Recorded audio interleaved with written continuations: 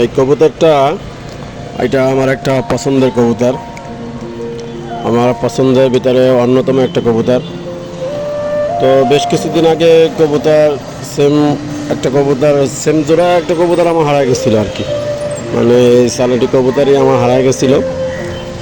তো আমি অনেক খোঁজাখুঁজি করতেছিলাম, আর দাম যা পাইছিলাম তাতে আমি কিনতে পারতেছিলাম না, অনেক দাম ছিল।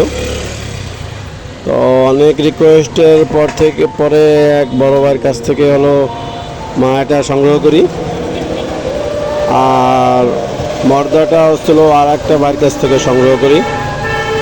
তো এই দুইটাকে অবশেষে জোর দিলাম, দেখা যাক আল্লাহ ভরসা কী হয়। যদি আল্লাহ পাকের ইচ্ছা, যদি এদের বাচ্চা কাচ্চা যদি বের হয় তাহলে তো আলহামদুলিল্লাহ, আশা করা যাতে খুব ভালো হবে। আমার কাছে ভালো লাগছে, তাই চিন্তা করলাম যে আপনাদের সাথে একটু শেয়ার করি। দেখা যাক আল্লাহ ভরসা। তো আপনারা আমার কবুতরের জন্য দোয়া করবেন, আল্লাহ তাআলা জানি সবার কবুতরের হেফাজত করে, আমার কবুতরের হেফাজত করে। আর সবচেয়ে বড় দুঃখের বিষয় হলো যে কারো কবুতর চুরি হয়ে যাওয়া, এটা বড় কষ্টের জিনিস।